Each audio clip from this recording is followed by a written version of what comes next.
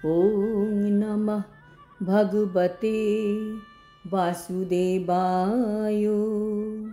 শ্রীমদ্ ভগবদ্ গীতা চতুর্থ অধ্যায় জ্ঞানযোগ। হরে কৃষ্ণ। আজ আমরা জ্ঞানযোগের 19 নম্বর শ্লোকটি শুনব। যস্য কা সর্বে সমারম্ভা কাম সংকল্প বর্জিতাঃ জ্ঞানাগ্নি দগ্ধ কর্মাণং তমাহু পণ্ডিতং বুধা। অনুবাদ: যার সমস্ত কর্মপ্রচেষ্টা কাম ও সংকল্প রহিত, তিনি পূর্ণ জ্ঞানে অধিষ্ঠিত।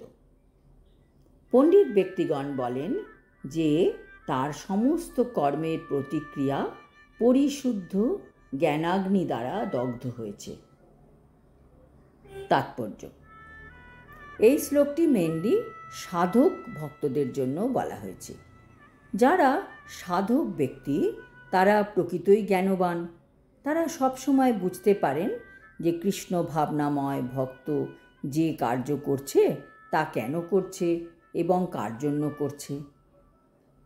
যে ব্যক্তি কৃষ্ণ ভাবনামৃত তিনি জানেন তার পজিশন কী, তার সাথে কৃষ্ণের সম্পর্ক কী। তিনি জানেন যে তিনি হচ্ছেন কৃষ্ণের নিত্য দাস। কাজেই ভগবানের সেবা করাই হচ্ছে তার প্রকৃত কর্ম। কৃষ্ণ ভাবনাময় বৈষ্ণব সব রকম ইন্দ্রিয় তৃপ্তি বিষয়ক বাসনা থেকে মুক্ত থাকেন। তিনি পরমেশ্বর ভগবানের নিত্য দাস। এই তার স্বরূপ সম্বন্ধে জ্ঞানের দ্বারা তার যত রকমের কৃত কর্মের ফল বা প্রতিক্রিয়া দগ্ধ হয়ে যায়। যিনি পরম তত্ত্বজ্ঞান লাভ করতে পেরেছেন তিনিই হচ্ছেন প্রকৃত জ্ঞানী ব্যক্তি। যারা ইন্দ্রিয় তৃপ্তির মাধ্যমে সুখ পেতে চায় তারা কখনোই পার্মানেন্টলি সুখী হতে পারে না। তারা হয়তো ক্ষণিকের সুখে মোহিত হয়ে ভাবে যে তারা কত সুখী, কিন্তু সেই সুখ তাদের কৃষ্ণ ভাবনাময় ব্যক্তির মধ্যে যে সুখ তা দিতে পারে না। ভগবানের নিত্য দাসত্বের যে পরম তত্ত্বজ্ঞান তাকে আগুনের সাথে তুলনা করা যায়।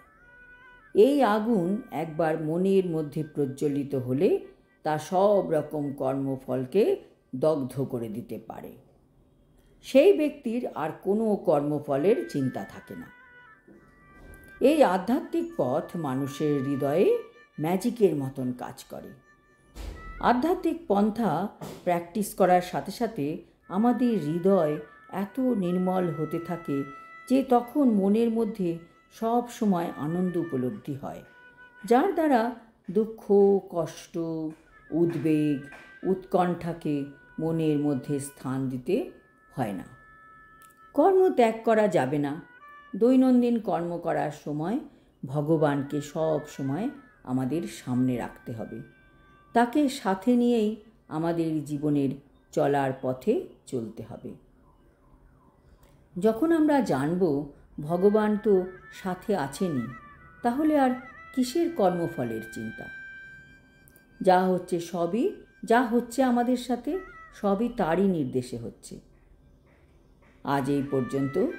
আগামী শ্লোকে কৃষ্ণ বলবেন একজন সাধক ব্যক্তি কিভাবে কর্ম করেন। হরি ওম তৎসৎ। হরে কৃষ্ণ।